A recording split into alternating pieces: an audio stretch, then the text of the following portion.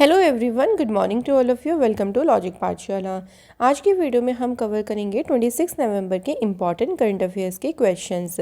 इस वीडियो का पीडीएफ आप लोग को टेलीग्राम पर मिल जाएगा और जितनी भी वीडियोस हैं सभी के पीडीएफ आप लोग को टेलीग्राम पर प्रोवाइड कर दिए जाते हैं। ये वीडियो आपके एग्ज़ाम पर्पज़ से बहुत ज़्यादा इंपॉर्टेंट है। सारे ही क्वेश्चन मोस्ट इंपॉर्टेंट रखे गए हैं, तो आप लोग वीडियो को कंप्लीट ज़रूर देखिएगा। चलिए वीडियो सेशन की शुरुआत करते हैं एक मोटिवेशन कोट से। सो आज से 2 वर्ड्स का कोट है, लेकिन बहुत बड़ा इसका मीनिंग है, थिंक पॉजिटिव। कोई भी सिचुएशन हो, कोई आपके सामने कोई ऐसा डिफ़िकल्ट टाइम आ गया हो, हमेशा पॉजिटिव सोचें। किसी भी सिचुएशन को नेगेटिव ना लें, क्योंकि अगर आप सिचुएशन को नेगेटिव लोगे तो वो सिचुएशन सॉल्व होने की जगह और भी ज़्यादा उलझ जाएगी, क्योंकि हमारा माइंड नेगेटिव चलता है तो हम कुछ सही नहीं सोच पाते हैं, कुछ अच्छा डिसीज़न नहीं ले पाते हैं। इसलिए हमेशा पॉजिटिव सोचें, आगे बढ़ते रहें एंड बी कॉन्फिडेंट कि आप जिस भी काम को कर रहे हैं उसको आप 100% दोगे और उसको कंप्लीट ज़रूर करोगे। तो चलिए फिर इसी पॉजिटिवनेस के साथ वीडियो की शुरुआत करते हैं। फर्स्ट डे आज देखिए क्या है, international day for the elimination of violence against women. ये दिन सेलिब्रेट होता है 25 नवंबर को। 25 नवंबर को ये दिन मनाया जाता है। इस बार जो इसकी थीम रखी गई है वो है, देखिए, orange the world and violence against women now. तो थीम से क्वेश्चन डेफिनेटली पूछ लेते हैं, सो ध्यान रखिएगा। महिलाओं के खिलाफ देखिए वायलेंस को समाप्त करने के लिए यूनाइट नाम से कैंपेन भी हर साल शुरू किया जाता है, जो कि 25 नवंबर से शुरू होकर 10 दिसंबर तक रहता है। इसमें क्या किया जाता है कि जो महिलाएं हैं, जो गर्ल्स हैं पूरी विश्व भर में, उनके अगेंस्ट में जो वायलेंस होता है उसको रोकने, उसको एलिमिनेट करने के उद्देश्य से इस कैंपेन को रखा जाता है। सो फ्रेंड्स याद रखिएगा। अब चलिए हम बाकी दिवस को रिवाइज कर लेते हैं, क्योंकि रिवीजन बहुत ज़रूरी है। 1 नवंबर को सेलिब्रेट हुआ था वर्ल्ड वीगन डे, और इसके अलावा कर्नाटक का फॉर्मेशन डे।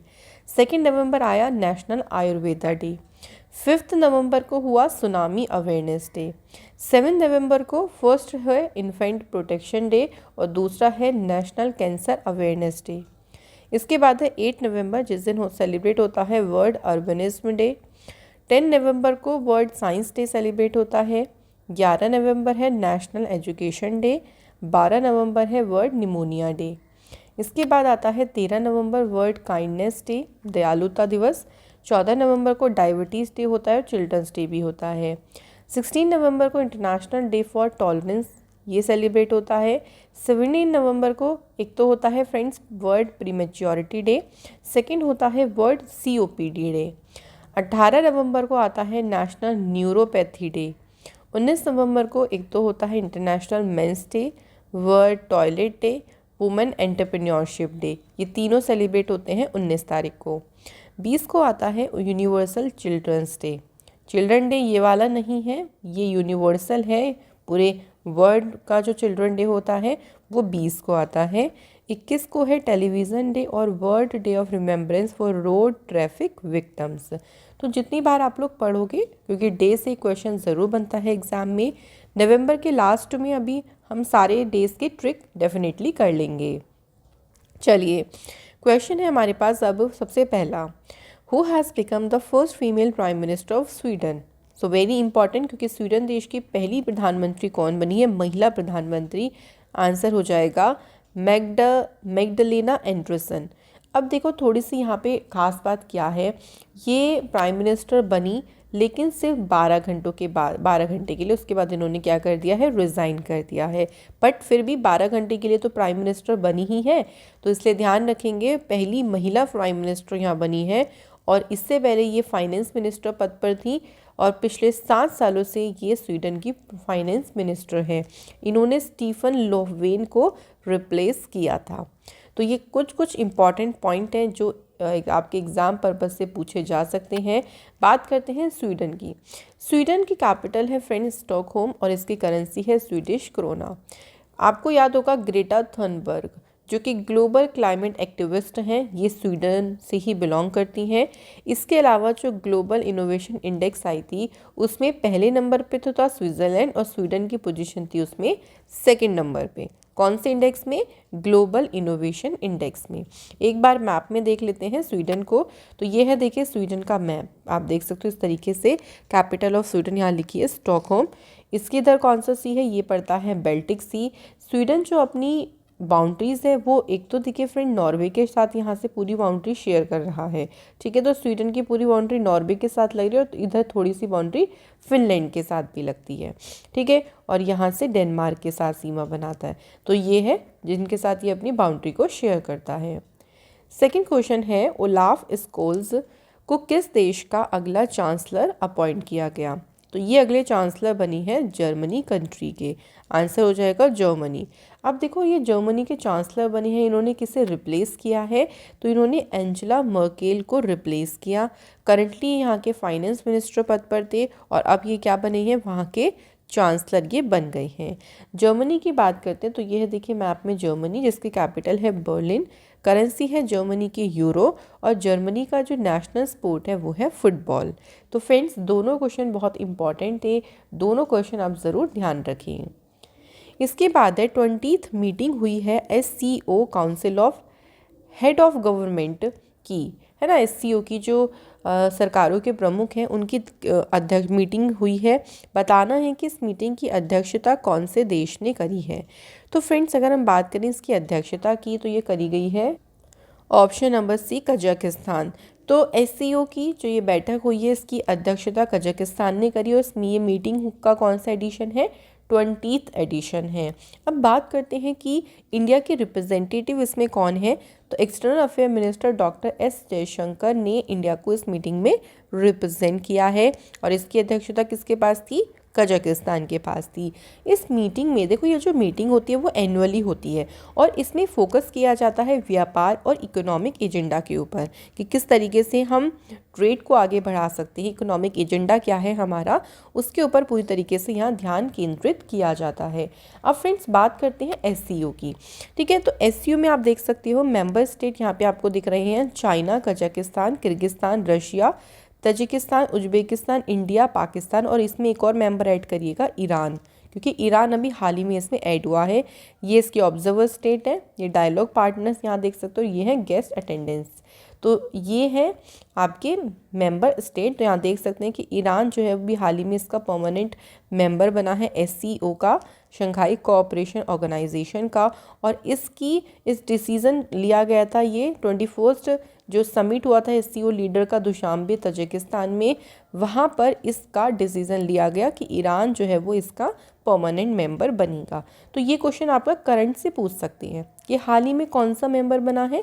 ईरान बना है, ठीक है। फ्रेंड्स आगे बढ़ते हैं।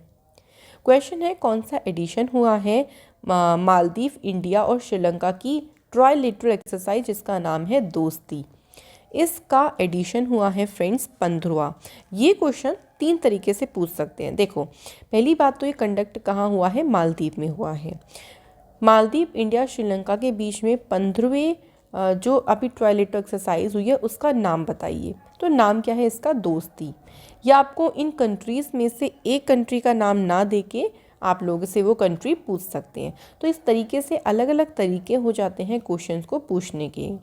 ये जो एक्सरसाइज है ये बाइनली होती है, यानी द्विवार्षिक होती है, 2 साल में एक बार होती है और ये 3 देशों की जो कोस्ट गार्ड है उनके बीच में कंडक्ट कराई जाती है।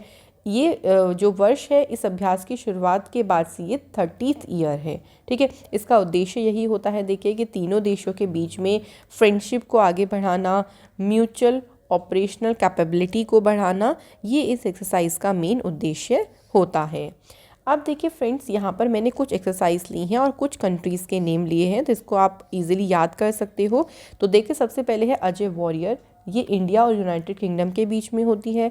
संप्रीति इंडिया बांग्लादेश के साथ। वज्र प्रहार है इंडिया USA।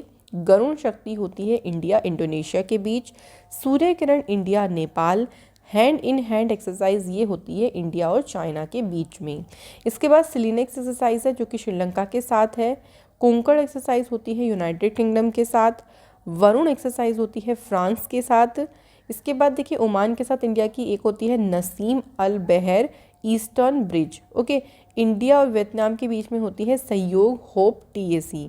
इंडिया और सिंगापुर के बीच में होती है सिम्बेक्स। तो फ्रेंड्स, सिम्बेक्स और सिलिनेक्स में कंफ्यूज नहीं होना, सिलिनेक्स में SL आ रहा है, इट मीन्स श्रीलंका है। ठीक है फ्रेंड्स, चलिए क्वेश्चन नंबर नेक्स्ट के तरफ आगे बढ़ते हैं। नेक्स्ट क्वेश्चन है, who inaugurated the 5th world Congress on disaster management.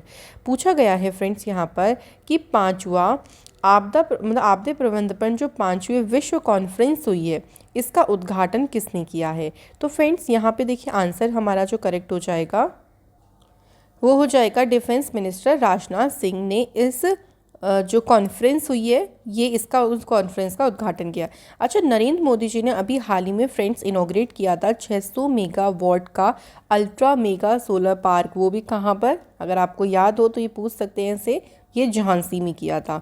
इसके अलावा इन्होंने इनॉग्रेट किया इंडिया का पहला global innovation summit of pharmaceutical sector. RBI की जो डायरेक्ट स्कीम है उसका भी लॉन्च किसने किया है, मोदी जी ने किया है। तो ये कुछ इंपॉर्टेंट पॉइंट्स हैं, इसको ध्यान रखिए। अब ये जो आपकी मीटिंग है, ये मीटिंग को ऑर्गेनाइज़ किया गया है न्यू दिल्ली में 24 से 27 नवंबर के बीच में रहेगी। ये IIT दिल्ली कैंपस में इसको ऑर्गेनाइज़ किया गया। इसकी थीम रखी गई technology, finance and capacity for building resilience to disaster in the context of कोविड-19। तो ये लंबी चौड़ी सी थीम है। इसमें देखो क्या कि इसका उद्देश्य यही है कि जो रिसर्चर्स हैं, पॉलिसी मेकर हो गए पूरे वर्ल्ड के अराउंड, उनको एक सेम प्लेटफॉर्म पे लेके आना और जो डिज़ास्टर रिस्क मैनेजमेंट के इश्यूज़ हैं उन पे क्या क्या चैलेंज आ रही हैं इसके बारे में डिस्कस करना। बस यही यहाँ पर इसका उद्देश्य था और इसी उद्देश्य को लेकर ये जो मीटिंग है वो करी गई है। नेक्स्ट क्वेश्चन देखते हैं। The union cabinet has approved the extension of प्रधानमंत्री गरीब कल्याण अन्न योजना फॉर हाउ मेनी मंथ। इस योजना को बताना है फ्रेंड्स कि कितने महीनों के लिए आगे बढ़ाया गया है। तो फ्रेंड्स आंसर हो जाएगा, देखिए यहाँ पे 4। इस योजना को 4 महीने एक्सटेंड किया गया है। अब इस योजना का जो 5वां फेज़ है वो 1 दिसंबर 2021 से क्या हो जाएगा, शुरू हो जाएगा। और इसकी अनाउंसमेंट, ये जो स्कीम है इसकी अनाउंसमेंट मार्च 2020 में की गई थी। इस स्कीम में क्या किया जाता है, लोगों को यहाँ पर 5 किलोग्राम, जिसके पास भी राशन कार्ड है ना, जिस फैमिली के पास, उन फैमिली को प्रति व्यक्ति यानी पर पर्सन 5 किलो चावल या फिर गेहूँ इस योजना के अंतर्गत दिया जाता है। तो फ्रेंड ध्यान रखेंगे, इसका 5वां फेज शुरू होने वाला है और इसको 4 महीने के लिए इस योजना को एक्सटेंड किया गया है। क्वेश्चन नंबर नेक्स्ट पे आगे बढ़ते हैं। Cabinet has approved continuation of umbrella scheme atmosphere and climate research modeling observing system and services till which year। ये तो स्कीम है, बताना है कि कैबिनेट ने इसको किस वर्ष तक जारी रखने की मंजूरी दी है। फ्रेंड्स आंसर यहाँ पर हो जाएगा 2026। ये जो स्कीम है, ये जो इसका उद्देश्य क्या है, देखिए इसका उद्देश्य है बेहतर मौसम, जलवायु, महासागरीय पूर्वानुमान जो सेवाएं हैं और इसके अलावा जो बाकी सारे खतरे हैं, है ना, हैज़ार्ड्स आते हैं, उनसे संबंधित जो सेवाएं हैं उनको प्रदान करना, ताकि क्या एक तरीके से इंश्योर कर सके उपयोगकर्ता के लाभ, बेनिफिट जो है उसके हस्तांतरण को सुनिश्चित किया जा सके। मतलब सिंपली बात ये है आपकी कि इसमें देखो जो भी सारे हैज़ार्ड्स होते हैं ना, उनसे रिलेटेड सर्विसेज को इंश्योर करना है, सिंपली बात। ओके, देखते हैं अगला क्वेश्चन।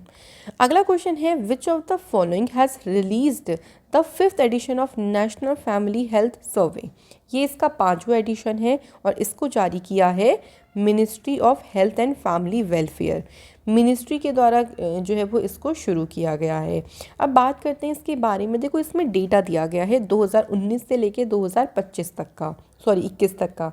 तो ये इस सीरीज़ का 5वां एडिशन है, जिसमें बताया गया है कि जितने एज ग्रुप्स हैं, ऑल एज ग्रुप्स, जो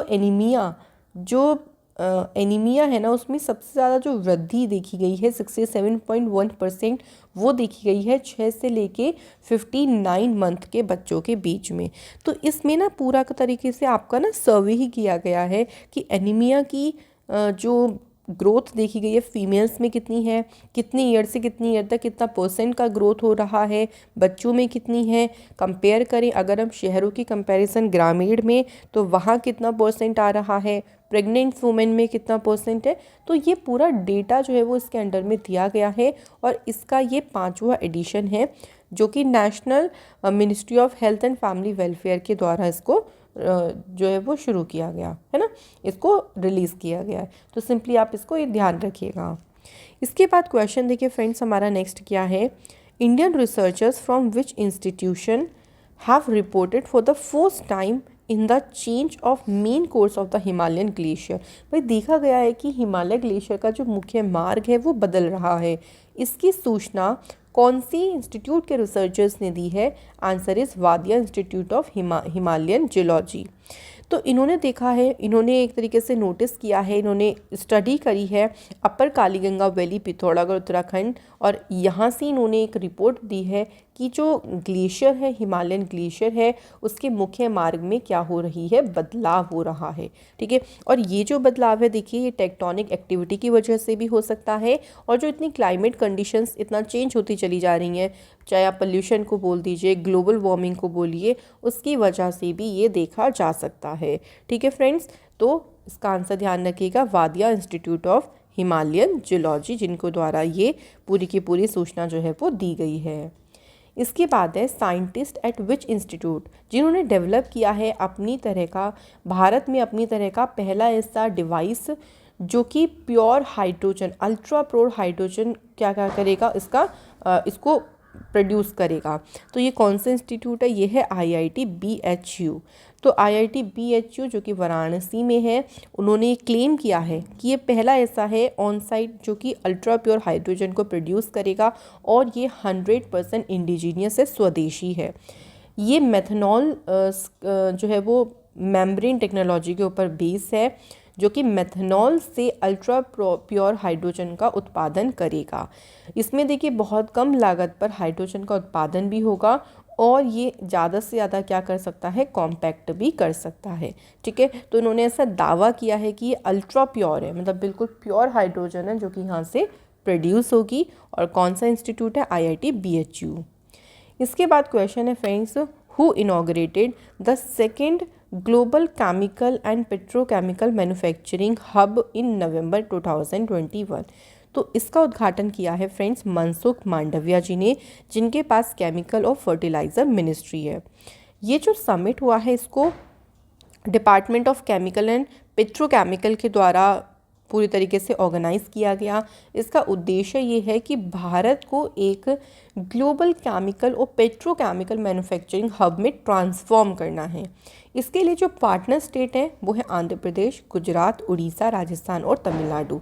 तो इन्होंने पार्टिसिपेट किया और ये पार्टनर स्टेट जो है वो इस समिट के बनाए गए हैं एज अ पार्टनर स्टेट। ठीक है, इसके बाद है भारती एयरटेल ने सक्सेसफुली कंडक्ट किया इंडिया का पहला 5G trial in the 700 MHz band.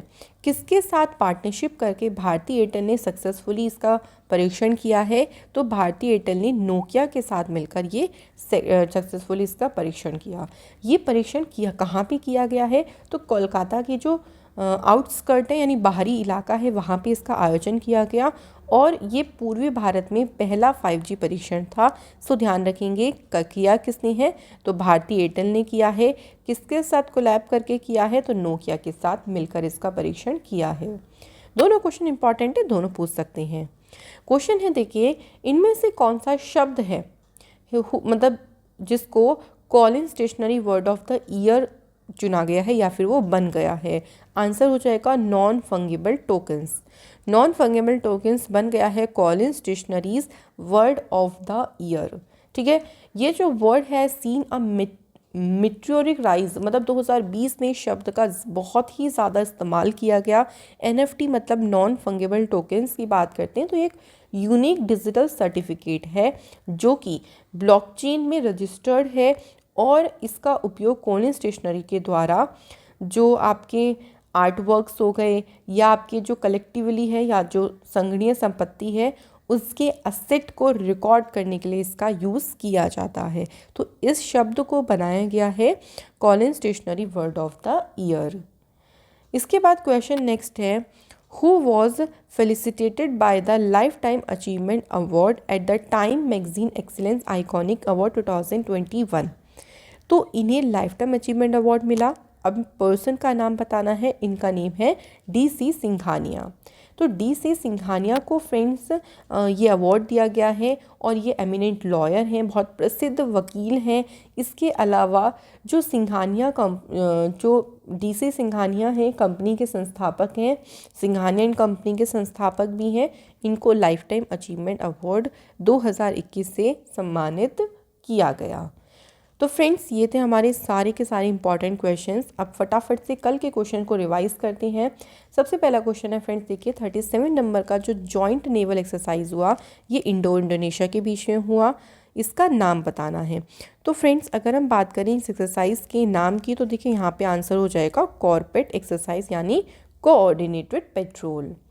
इसके बाद है प्राइम मिनिस्टर ऑफ कुवैत अभी हाल ही में कौन बने हैं, शेख सबा अल खलीद, इनको फिर से नियुक्त किया गया। 12वीं मिनिस्ट्रियल मंत्रिस्तरीय बैठक हुई है भारत और USA के बीच में, कहाँ पर हुई है, तो फ्रेंड्स ये हुई है न्यू दिल्ली में।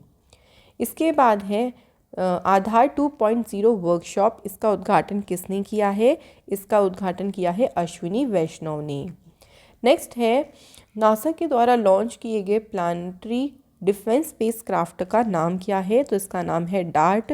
डार्ट की फुल फॉर्म होती है double asteroid redirection test. Next है who inaugurated first international conference on hydrogen energy, तो फ्रेंड्स आंसर हो जाएगा भगवंत खुबा। नेक्स्ट है net zero carbon emission airport का जो टारगेट है 2030 का, ये रखा है इंदिरा गांधी इंटरनेशनल एयरपोर्ट ने। उड़ीसा के चीफ मिनिस्टर नवीन पटनायक ने उड़ीसा इलेक्ट्रॉनिक पॉलिसी को अप्रूव किया। ये पॉलिसी चलेगी मार्च 2026 तक। इसके बाद है हर साल लक्षित दिवस 24 नवंबर को कौन सा राज्य सेलिब्रेट करता है, आंसर हो जाएगा friend Assam. Finance minister Nirmala Sitharaman ने किस बैंक की तेजस्विनी और हौसला स्कीम्स को शुरू किया है, तो friends answer is Jammu and Kashmir.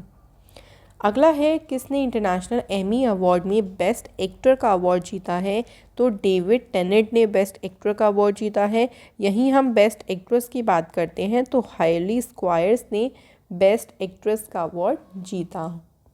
इसके बाद है cooking to save your life, ये बुक किसने लिखी है, तो फ्रेंड्स अभिजीत बनर्जी के द्वारा इस बुक को लिखा गया। तो ये थे हमारे आज के सारे क्वेश्चंस रिवाइज वाले जो हमने कर लिए हैं। कल आप लोगों से होमवर्क में पूछा था कि उत्तराखंड स्टेट की पहली CM है नित्यानंद स्वामी और प्रेजेंट टाइम में कौन है, पुष्कर सिंह धामी। गवर्नर है यहाँ के lieutenant general Gurmeet Singh. Second पूछा गया था क्वेश्चन आपसे, जो लीगल मैटर्स होते हैं उस पर स्टेट गवर्नमेंट को एडवाइस कौन करता है, तो आंसर हो जाएगा फ्रेंड्स एडवोकेट जनरल।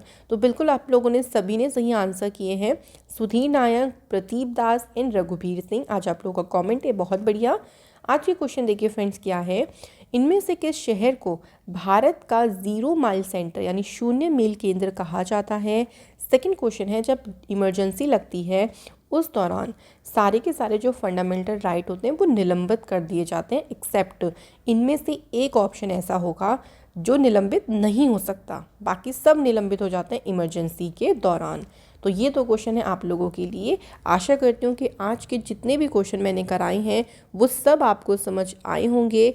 इस वीडियो को यहीं पे स्टॉप करते हैं, आप लोगों से मुलाकात होगी कल की वीडियो में।